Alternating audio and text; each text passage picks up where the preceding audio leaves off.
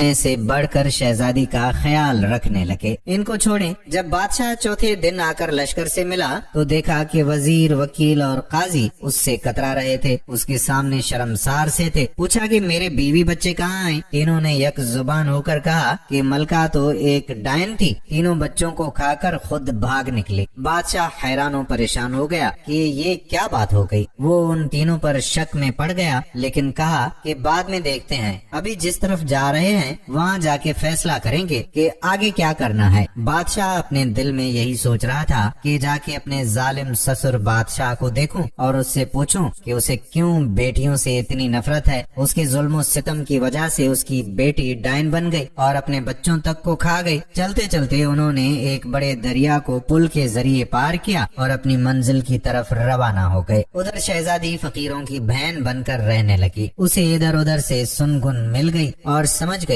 کہ اپنے باپ بادشاہ کے ملک میں پہنچ گئی ہے۔ اسے پتا تھا کہ اس کے باپ کو قصہ سننے کا بہت شوق ہے۔ اس نے اپنے فقیر بھائیوں سے کہا کہ جا کے بادشاہ کو بتا دو کہ ہماری بہن ایک قصہ گو ہے، کیا وہ اسے شاہی قصہ گو کے طور پر ملازمت دے دے گا یا نہیں۔ فقیروں نے بادشاہ کے دربار تک رسائی حاصل کر کے اس کو یہ گوش گزار کر دیا کہ ہماری ایک بہن ہے جو بہت اچھی قصہ گو ہے، اگر اسے پسند ہو تو اسے قصہ سنوانے کے لیے لے کر آئیں۔ بادشاہ نے انہیں اجازت دے دی اور کہا کہ اگر اس کے قصے پسند آئے تو وہ اسے شاہی قصہ گو رکھ دیں گے۔ شام کو فقیر شہزادی کو لے کر بادشاہ کے دربار میں حاضر ہوئے۔ شہزادی نقاب میں تھی اور درمیان میں بھی پردہ حائل تھا۔ اس نے بادشاہ کے لیے ایک قصہ سنایا جو بادشاہ کو بہت پسند آیا۔ اس نے خوش ہو کر فقیروں کو بہت سا انعام و اکرام دیا۔ فقیر انعام و اکرام لے کر بہن کے ہمراہ واپس گھر آئے۔ وہ پہلے ہی بھیک مانگنے سے بیزار تھے، اس لیے بہت خوش تھے۔ شہزادی ہر رات آ کر بادشاہ کو ایک نیا قصہ سناتی۔ بادشاہ سے داد اور انعام و اکرام پا کر واپس اپنے فقیر بھائیوں کے ساتھ گھر لوٹ آتی۔ فقیروں کی جان بھی بھیک مانگنے سے چھوٹ گئی۔ ایک رات جب وہ آئی تو دیکھا کہ آج تو اس کا شوہر بادشاہ، وزیر، وکیل، قاضی وغیرہ بھی اس کے باپ بادشاہ کے ساتھ بیٹھے ہوئے ہیں۔ شہزادی نے سوچا کہ آج تو قصہ مزہ کرے گا۔ شہزادی آج بھی ہر روز کی طرح نقاب میں تھی۔ پردے کے دوسری طرف آ کر اپنی جگہ پر بیٹھ گئی اور اپنے باپ بادشاہ سے کہا کہ بادشاہ سلامت، آج میں ایک بہت خاص داستان سنانے والی ہوں۔ اگر کسی کو کوئی حاجت درپیش ہے تو ابھی سے اٹھ کر رفع حاجت پوری کرے۔ داستان کے درمیان کسی کو اٹھنے کی اجازت نہیں ہے۔ اگر کوئی اٹھ گیا تو میں داستان سنانا بند کر دوں گی اور آئندہ کے لیے بھی کوئی قصہ سنانے نہیں آؤں گی۔ بادشاہ نے سب کو حکم دیا۔ سب نے اقرار کیا کہ وہ داستان کے درمیان نہیں اٹھیں گے۔ شہزادی نے داستان سنانا شروع کی کہ ایک ظالم بادشاہ تھا۔ اسے اپنے گھر میں بیٹی کی پیدائش پسند نہیں تھی۔ جب اس کے گھر میں لڑکی پیدا ہوئی تو اپنی بیوی کو اسے مارنے کا حکم دیا۔ اس کے بیوی نے دائی کے ذریعے اپنی بیٹی بچا کر اس کی پرورش کی۔ ایک دن اس لڑکی پر بادشاہ کی نظر پڑی جو اب جوان ہو گئی تھی۔ بادشاہ نے اس بوڑھی دائی کے گھر اپنے لیے رشتہ بھیجا، لیکن دائی نے تسلیم نہیں کیا۔ بادشاہ نے اس پر ظلم و ستم ڈھائے۔ تب دائی نے بتایا کہ وہ لڑکی اسی بادشاہ کی بیٹی ہے۔ بادشاہ حیران ہوا کہ یہ تو میرا قصہ ہے جو یہ خاتون سنا رہی ہے۔ بادشاہ نے بہت سے ہیرے جواہرات شہزادی کی طرف پھینک کر کہا کہ دیکھنا، داستان کو بند مت کرنا۔ شہزادی نے ہیرے جواہرات فقیروں کی طرف پھینک دیے جو اسے پا کر بہت خوش ہوئے۔ شہزادی نے داستان جاری رکھتے ہوئے کہا کہ بادشاہ نے اپنی بیٹی کو اپنے بیٹے کے حوالے کر کے کہا کہ اسے جنگل میں لے جا کر قتل کر دے اور اس کی آنکھیں اور خون نکال کر اسے دکھا دے، لیکن بھائی کو اپنے ہاتھوں سے بہن کو قتل کرنا گوارا نہ ہوا اور اپنی بہن کو جنگل میں چھوڑ کر واپس آیا۔ جنگل میں وہ لڑکی بہت عرصہ رلتی رہی، یہاں تک کہ اس کے جسم پر اس کا لباس تار تار ہو کر گر گیا اور وہ جنگل بیابان میں بے لباس وقت گزارنے لگی۔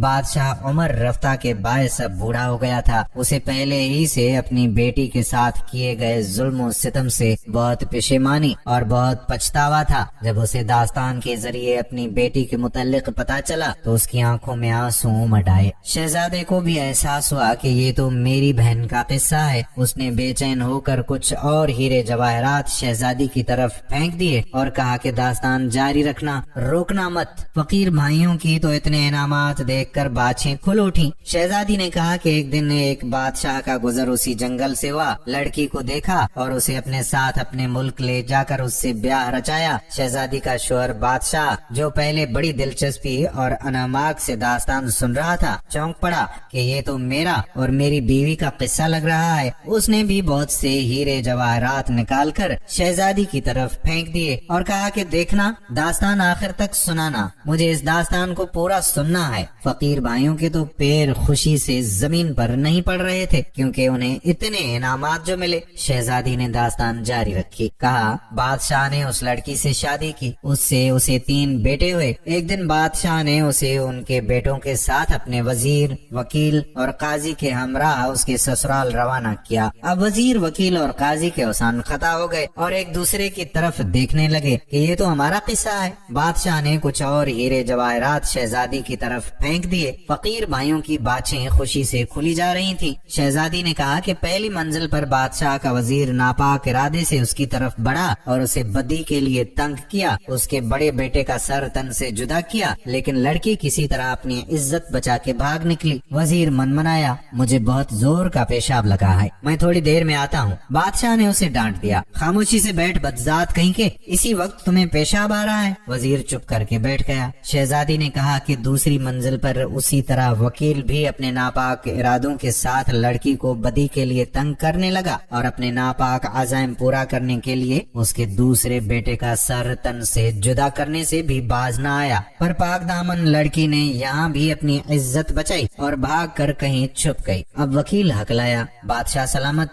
मुझे जोर की हाजत पेश आई है, बस मैं यूं गया और यूं आया। बादशाह ने वकील पर आंखें निकाली और कहा, बस कर बदजात, खामोशी से बैठ। जब हकीकत जाहिर हो रही है तो तुम लोगों को हाजत पेश आ रही है। वकील भी खामोशी से बैठ गया। शहजादी ने कहा कि तीसरी मंजिल पर काजी भी अल्लाह रसूल को भूलकर बदी के लिए लड़की को तंग करने लगा और उस जालिम ने उसके तीसरे बेटे का सर कलम किया। लड़की ने फिर अपनी इज्जत बचाई और भागकर एक बड़े दरिया में कूद गई। काजी ने भी कोई बहाना बनाने की कोशिश की, लेकिन बादशाह ने उससे भी डांट कर चुप करा दिया। शहजादी ने कहा कि दरिया ने लड़की को कहीं दूर ले जाकर दूसरी तरफ फेंक दिया, जहाँ उसे 6 फकीरों ने देखा और उसे दरिया से निकाला। अब फकीर भाइयों की गंगी बंद हो गई कि हो ना हो ये हमारी बहन का किस्सा है। वो भी चुप साध कर बैठ गए। शहजादी ने कहा कि फकीर उस लड़की को अपने बाप के पास ले गए। उस अक्लमंद बाप ने उस लड़की को उन 6 भाइयों की बहन बना दिया। उसके बाप बादशाह की आंखों से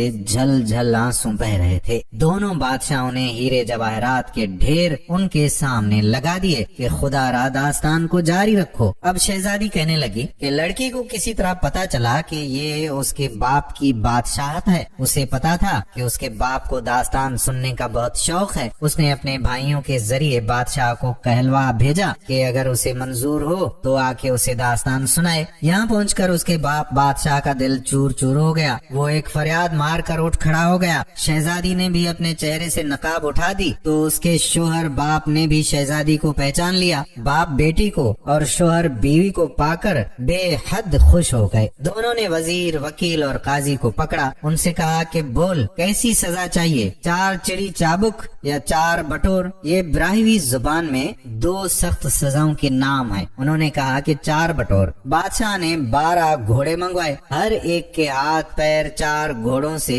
4 अतराफ में बंधाकर उन्हें 4 मुखालिफ समत में दौड़ा दिया, जिनसे उनके जिस्म टुकड़ों में बट गए। इसी तरह उन बदजातों को उनके किए की सजा मिल गई और शहजादी का बाप अपनी बेटी और उसका शोहर अपनी बीवी को पाकर बहुत खुश थे और हंसी खुशी अपनी जिंदगी बसर करने लगे। बाप को भी बड़ी शर्मिंदगी हुई और शोहर को भी इस बात की पेशेमानी हुई कि उसको अपने बीवी बच्चों को इस तरह से अकेला नहीं भेजना चाहिए था। दोस्तों, ये लंबी दास्तान थी, लेकिन मुझे उम्मीद है कि आपने आखिर तक जरूर देखी होगी। ये बताइएगा कि क्या ये दास्तान कभी आपने अपने दादा दादी, नाना नानी या किसी बुजुर्ग से सुनी थी या आज पहली बार सुनी है? लेकिन ये गुजारिश आपसे जरूर करना चाहूंगा कि इस वीडियो को शेयर जरूर कीजिएगा और अगर आखिर तक आपने ये वीडियो देखी है तो कमेंट सेक्शन में कंप्लीट या मुकम्मल का लफ्ज जरूर लिखिएगा ताकि मुझे पता